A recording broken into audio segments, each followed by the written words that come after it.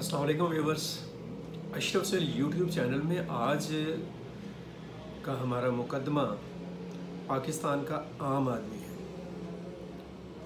आम आदमी जिसको गुर्बत का, महंगाई का, जहालत का, पसमानदगी का, नाइंसाफ़ी का, लाकानूनीत का, समाजी बेतरतीबी का बहुत ही बुरी तरीके से सामना है।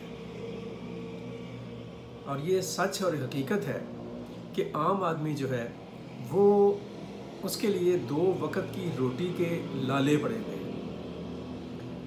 एक मतवसत तबके का शख्स, एक सफ़ेद पोश, हमने पहले भी ये बात की और बारहा ये गुफ्तगू कर चुके हैं कि एक आम आदमी, अब बल्कि ये सूरत हाल है कि 15-20 हज़ार 25 हज़ार तो बड़ी दूर की बात है, जिस शख्स की 50 हज़ार रुपये तक की सैलरी है उससे अगर कहा जाए कि वो अपने महीने का बजट 2 बच्चों के साथ इजीली पूरा कर ले तो वो नहीं कर सकता। बिजली के बिल, गैस के बिल, पेट्रोल की कीमत और इस तरह की जो चीज़ें हैं, ट्रांसपोर्ट और दीगर जो मसाइल हैं, वो उस आदमी को होश नहीं लेने दे रहे। और इन मसाइल से घबरा के वो जब देखता है अपनी सियासी क़यादत की तरफ तो दुख से कहना पड़ता है कि हमारे जो सियासी अकाबरीन हैं, सियासी रहनुमा हैं, वो इलेक्शन के दिनों में तो बड़ी लंबी चौड़ी बातें करते हैं, बड़े बड़े दावे करते हैं, बड़े बुलंदो बांग एक तरह से वो तिफल तसल्लियाँ देते हैं आवाम को, बिजली के यूनिट माफ़ कर देने के, रातों रात खुशहाली ले आने के, मुल्क को मुआशी बदहाली से निकाल डालने के। लेकिन जब वक्त आता है तो क्या उसे कहते हैं कि जब क़याम का वक्त आता है तो ये सजदे में गिर पड़ते हैं। गिर पड़े सजदे में जब वक्त क़याम आया। अब इलेक्शन हुए, इलेक्शन में एक चीज़ बड़ी क्लैरिटी के साथ सामने आई है। मैं इस चीज़ पर बहस नहीं कर रहा कि धांधली कहाँ पे हुई है या क्या हुआ है और क्या नहीं हुआ है, लेकिन एक कॉमन ओपिनियन जो सामने आई है, लोगों की जो राय सामने आई है, लोगों के जो वोट ने जो एक मंजर कुशी की है, वो यही मंजर कुशी है कि लोग अपने मसाइल का हल चाहते हैं। लोग मुल्क को मुस्तहकम देखना चाहते हैं। लोग पाकिस्तान को तरक्की की तरफ बढ़ता हुआ देखना चाहते हैं। लोग चाहते हैं कि उनको रोज़गार मिले। लोग चाहते हैं कि गुर्बत का मुल्क से ख़ात्मा हो। लोग चाहते हैं कि उनको तालीम मिले, उनको सेहत मिले, उनको इंसाफ मिले। लोग ये चाहते हैं कि मुल्क के अंदर कानून की हाकमियत सबके लिए हो। लेकिन इसके लिए हमारी सियासी क़यादत, मुझे लग ऐसे रहा है कि वो शायद तैयार ही नहीं है, या शायद उसी अभी फुर्सत ही नहीं है कि वो लोगों की इस सोच पर कान धर सके। उसके पास सवाए इक़्तिदार की हवस और इक़्तिदार के इश्क के और कोई एजेंडा ही दिखाई नहीं देता है। कोई भी political party across the board सबके सब अपने मुफाद के लिए कल तक जो एक दूसरे के बदतरीन दुश्मन होते हैं वो एक दूसरे से गले मिलते हुए दिखाई देते हैं। जो एक दूसरे का पेट फाड़ रहे होते हैं वो एक दूसरे के घरों में जाते हैं, उनके साथ बैठ के खाना खाते हैं। जो एक दूसरे को पता नहीं किन किन नामों से बुलाते हैं, पता नहीं क्या क्या कुछ कह देते हैं और किस किस किस्म के इल्ज़ामात लगा देते हैं कि ये फ़लाँ एजेंट है, ये फ़लाँ एजेंट है और ये जौन सा है वो इस तरह का ब्रोकर है और ये आलम दीन नहीं है, ये क्या है। वो लोग अपने मुफाद के लिए, अपनी तकलीफ़ को दूर करने के लिए एक दूसरे के पास जाने में ज़रा बर तवक्कुफ़ नहीं करते।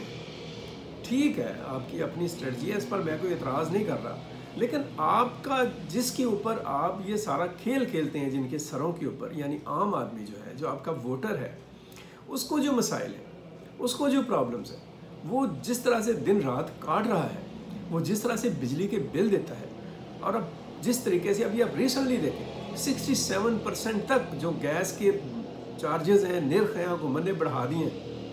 यानी 100 रुपये वाला जो है उसको 167 रुपीज़ तक बिल के पे करना पड़ेगा। अभी चंद माह पहले तक जिस बंदे को गैस का बिल 500,000 रुपये आता था, आज उसका बिल जौन सा है 5,000 10,000 रुपये तक पहुँचा हुआ। जिसको साल 1.5 साल पहले तक बिजली का बिल जौन सा है वो 2,000 2,500 आता था, आज उसका बिजली का बिल जौन सा है 15,000 से ऊपर जा चुका है। और किसी तरफ से इस मसले के हल की तरफ कोई तवज्जो नहीं दी जा रही है। ऐसा नहीं कि मसला हल नहीं हो सकता है, ایسا نہیں کہ ہم IMF کے ساتھ پاکستان کے مفاد کی بنیاد پر ڈیل کر سکتے ہیں، لیکن پتہ نہیں ہماری نیت کیا ہے اور پتہ نہیں ہم چاہتے کیا ہیں۔ عام آدمی جو ہے وہ بھوک سے مر رہا ہے، غربت سے مر رہا ہے، خودکشیاں کر رہا ہے، اور جو باقی بچنے والے ہیں وہ جرائم کا راستہ اختیار کر رہے ہیں۔ اسٹریٹ کرائم بڑھ گئے ہیں، اور ذرا ریسرچ کریں کہ یہ اسٹریٹ کرائم کیوں بڑھ رہے ہیں، اس کے پیچھے جو نوجوان ان کاموں میں ملوث ہیں وہ کیوں ایسا کر رہے ہیں۔ غربت کے ہاتھوں، جہالت کے ہاتھوں، ایک کم علمی کے ہاتھوں لوگ جو ہیں وہ شدت پسندی کا راستہ اختیار کر رہے ہیں، دہشت گردی کا راستہ اختیار کر رہے ہیں، اور ہمارے جو رہنما ہیں اور جو ہمارے سیاسی لیڈرز ہیں ان کو فرصت ہی نہیں ہے اپنے دھندوں سے اور اپنے مفادات سے، انہیں اپنے علاوہ کچھ دکھائی ہی نہیں دے رہا۔ وہ حکومت لینا چاہ رہے ہیں، کس لیے؟ عوام کی خدمت کے لیے یا عوام کو لوٹنے کے لیے؟ وہ ریاست کے اختیارات پر قبضہ کرنا چاہتے ہیں، کس مقصد کے لیے؟ اپنے پروٹوکول کے لیے یا ایک عام آدمی کو ریلیف دینے کے لیے؟ ذرا سوچیے اس بات کے اوپر۔